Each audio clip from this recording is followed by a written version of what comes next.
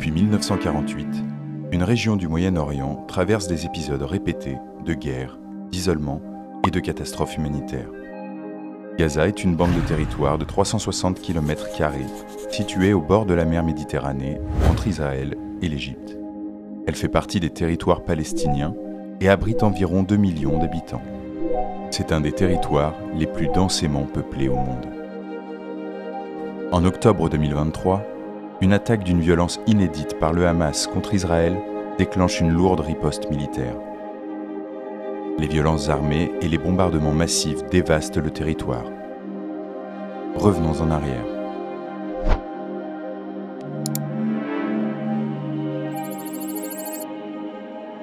Handicap International intervient dans le territoire palestinien depuis 1996.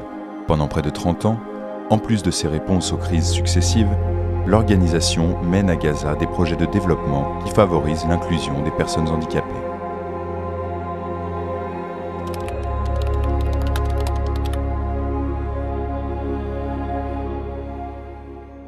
Donc on était basé à Gaza City, on avait le bureau, on avait à peu près une vingtaine de collaborateurs, je pense, avant le conflit de 2014.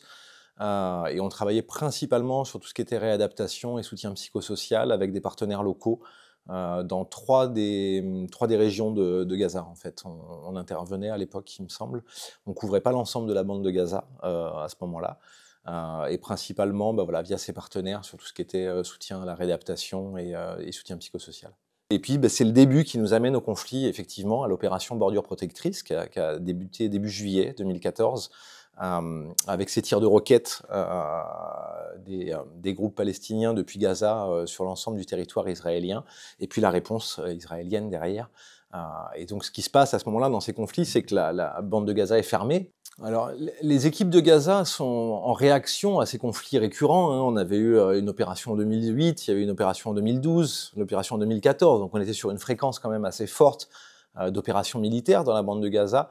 Par contre, ça a développé, en particulier chez le personnel de Handicap International, en tout cas c'est là que j'ai pu l'observer, ce besoin d'être acteur, de ne pas subir les choses, de ne pas uniquement être victime de ces conflits. La bande de Gaza est fermée, il n'y a plus d'accès, on ne peut plus rentrer de matériel. Et un des premiers et plus important apprentissage qu'on a eu, c'est que si on voulait être en capacité de réponse et fournir de l'aide, il fallait que le matériel soit dans Gaza pour pouvoir se faire. Et une des décisions que l'organisation a prises, c'est de rentrer et de financer des stocks de contingence et de héberger chez nos partenaires des stocks de contingence, de matériel, de chaises roulantes, de cannes, de choses comme ça, du matériel de soins, pour, s'il devait y avoir à nouveau un conflit, être immédiatement en capacité de réponse. «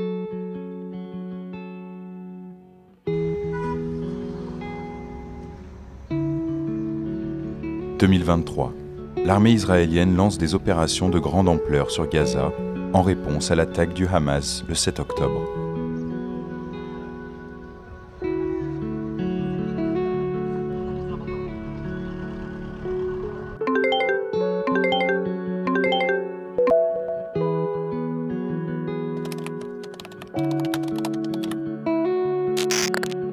We immediately understood that that was a massive event, and that potentially had the capacity to escalate in a full war. The team was quite scared that what was going to happen was potentially had the capacity to be much worse than 2014, which was still very much clear in their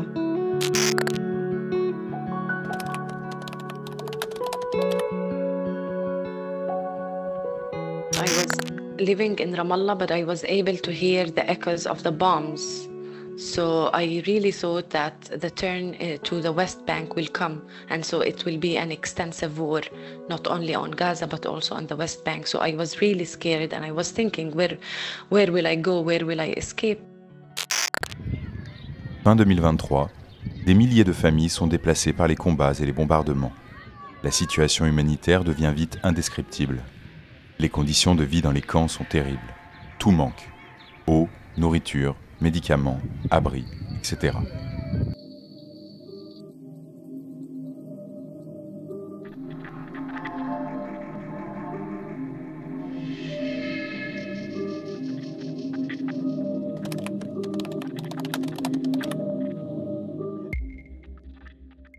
les derniers mois de ma présence à Gaza ont été vraiment les plus durs parce que, comme je disais, en fait, au départ, il y avait très très peu de camions qui rentraient dans Gaza, mais il y en avait quand même qui rentraient. Depuis début mars, il n'y avait plus rien qui rentrait. Donc, en fait, la population, nos collègues, n'avaient aucune possibilité d'acheter, de se ressourcer. Enfin, il y avait quelques denrées alimentaires, mais c'était toujours les mêmes et pas forcément celles dont ils avaient besoin. Concrètement, c'est se nourrir, c'est nourrir ses enfants en priorité. Donc, souvent, les adultes se laissent en sautant des repas pour que leurs enfants puissent manger. Les bébés, forcément, les femmes, elles n'arrivent plus à allaiter, en fait. Donc, il n'y a pas de lait pour les bébés non plus. L'eau, ça devient une réelle corvée. Souvent, une bonne partie de leur journée, en fait, ils la passent à aller chercher de l'eau. Pour faire de la nourriture, il n'y a plus de feu, il n'y a plus de gaz, donc ils vont chercher du bois. Donc il y en a déjà plus beaucoup d'arbres, parce que dans un contexte de guerre, forcément, ça part vite. Donc c'est devenu une recherche continue pour des ressources primaires, en fait.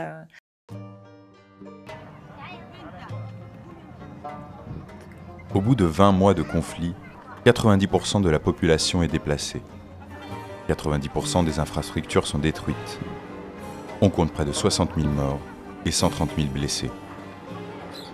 Gaza est anéanti. Le nombre de personnes blessées et qui auront très certainement un handicap permanent est effarant.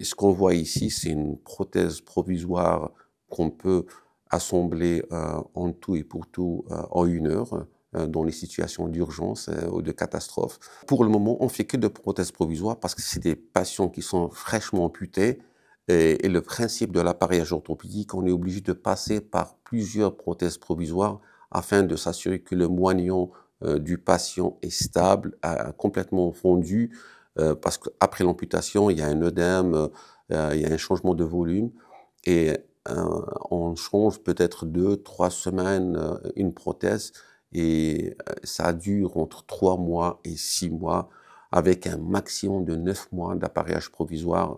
Tout dépend des cas, de l'âge, de la morphologie du patient et le type d'amputation aussi, du trauma qu'il a subi.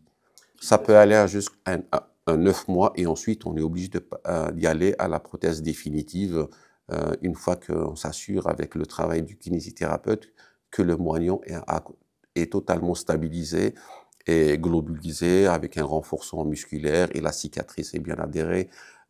Et voilà, c'est la prothèse définitive. Pour le moment, on ne la fait pas, mais c'est dans la perspective de notre centre orthopédique qu'on va passer plus tard à une prothèse définitive. Les appels au cessez-le-feu restent sans réponse. Les entraves à l'aide humanitaire sont constantes et le droit international humanitaire n'est pas respecté.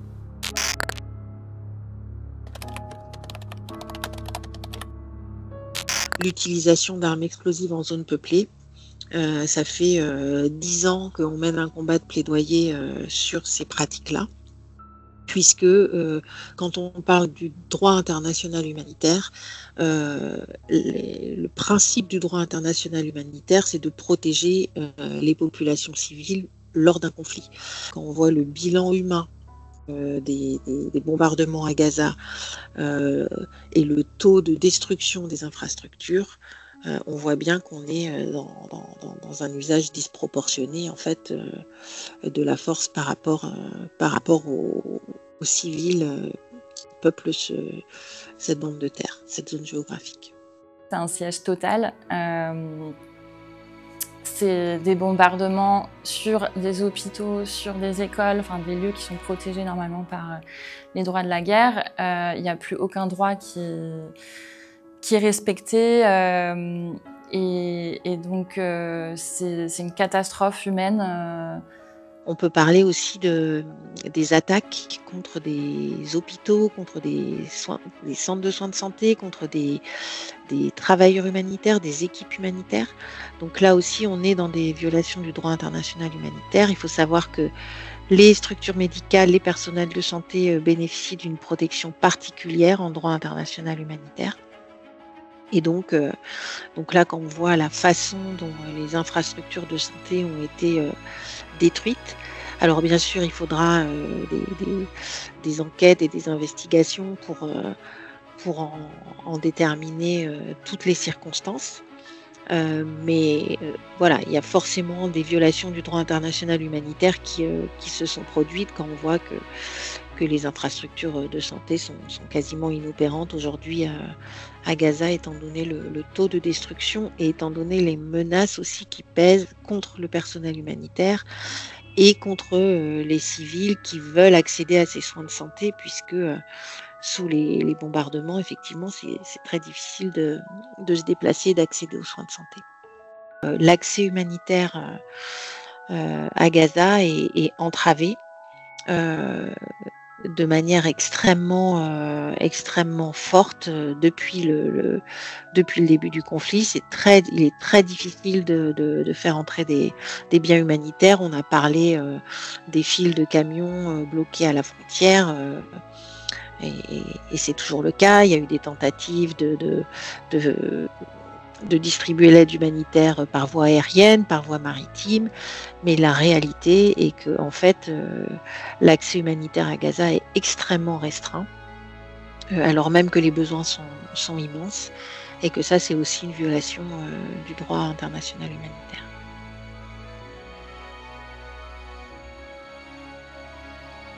Très vite pendant le conflit, malgré l'immensité des besoins, l'aide humanitaire n'entre plus dans Gaza.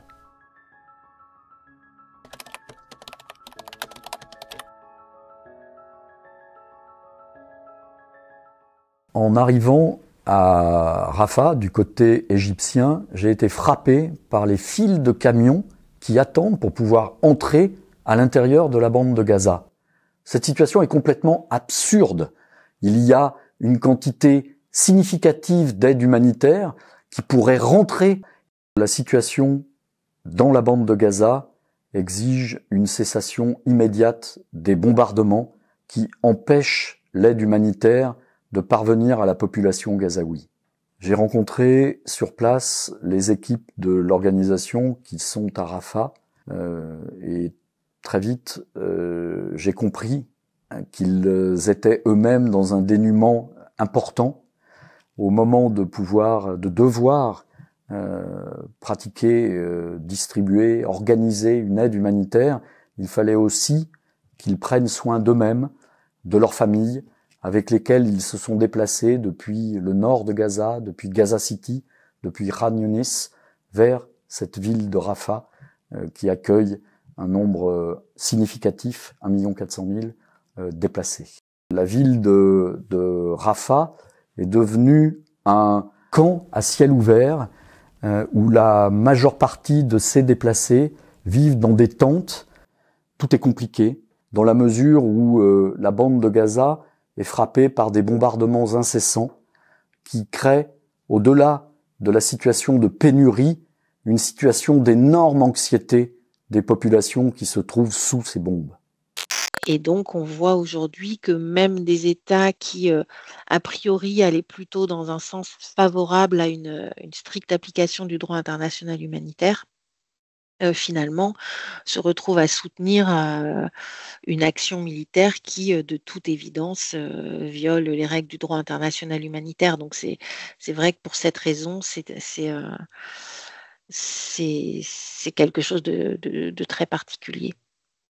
Donc, les conventions reines du droit international humanitaire sont les conventions de Genève et leurs protocoles additionnels. Et il y a un article 1 qui est commun à toutes les conventions de Genève. Et cet article, il dit que les États partis aux conventions de Genève ont l'obligation non seulement de respecter eux-mêmes le droit international humanitaire, mais aussi de le faire respecter. Et c'est vrai que ça, c'est une des une des recommandations, une des obligations en fait que nous on souhaite à toute force rappeler aux États. Je pense que c'est important de dire que nous on tient à condamner les violations du droit international qui sont commises par toutes les parties au conflit. Donc on a parlé de la prise d'otages, des attaques contre les civils.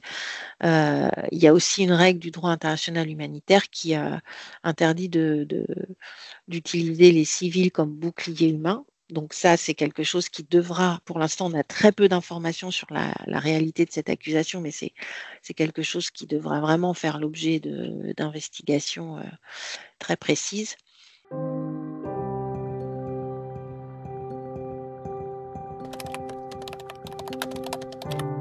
I'm in an area where a lot of people already left towards the north, trying to go back and see what is left of their houses. The willingness is to restart a new life, but we all know that as much as here there is nothing, or what there is not enough, water is not enough, fuel, fresh food, and all the basic services are still missing. In the north the situation is even worse, so we'll see what they will face. A lot of families are also coming back from the north where they have been in the past few days, realizing that there is no enough for them to live a basic life, and so they decided to come back. They buried their beloved ones that they found under the rubbles, with a lot of risk in doing so due to the unexploded ordnances that remains under the rubbles, and then are coming back to the makeshift shelters, as you can see all around me. Statistically, from the 2015 conflict, UNMAS quoted that around 10% of all munitions that was placed, dropped, or fired failed to function as designed. Item of explosive ordnance fails to function for a number of different reasons. It could be that the aircraft was flying too low, for example, which never had enough time to arm the bomb itself. The way that it lands, if it lands on soft ground, way that it lands, there is so many different variants, but what we are finding in other conflicts around the world, that on average between 9 and 14% of all munitions fired, whether that's from the air or from the ground, fail to function as designed. And we know from this conflict, from various reports, of the sheer number of items that have been dropped and fired by both sides is significant. And therefore, working on that 10% scale, we know that this is going to be an incredibly challenging problem. Just to give you some kind of idea, prior to October 7th, when they were locating large airdrop bombs, they were found between 9 and 11 meters deep, which takes around about 1 month per bomb to basically locate the bomb, and then tunnel or shaft down to the bomb to be able to render it safe. Bearing in mind an environment like Gaza, which is so heavily populated and compact.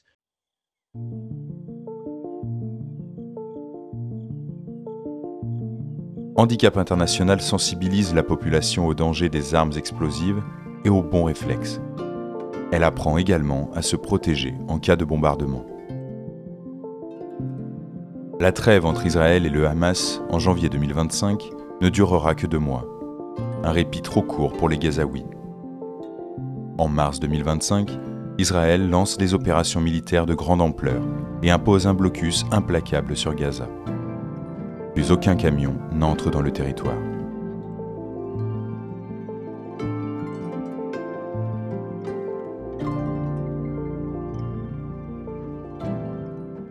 Donc après, justement, la fin du cessez-le-feu, en mars, où là, ça a été extrêmement violent partout. Et en plus, ils avaient des armements nouveaux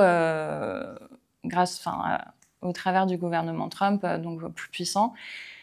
Et là, oui, j'avoue que j'ai eu peur pour la première fois. Bon, il y a eu pas mal d'incidents sécu graves, touchant les ONG aussi. Et le sentiment, de toute façon, qu'on avait déjà avant le cessez-le-feu de janvier, mais d'insécurité partout, quoi. Donc, on est exposé à tout moment. Donc, on est dans cette extrême vigilance. Et ouais, c'est un contexte qui est épuisant. Et vraiment, chapeau bas pour nos collègues qui vivent ça tous les jours et qui arrivent à survivre. I wanted to bring with me to Europe. It was humanity, to be honest with you. There was a clear perception and dehumanization of the Palestinians that needed to be broken as a cycle. My objective was to make sure that people understood that they were human beings. In some cases, they felt that they were not considered as such.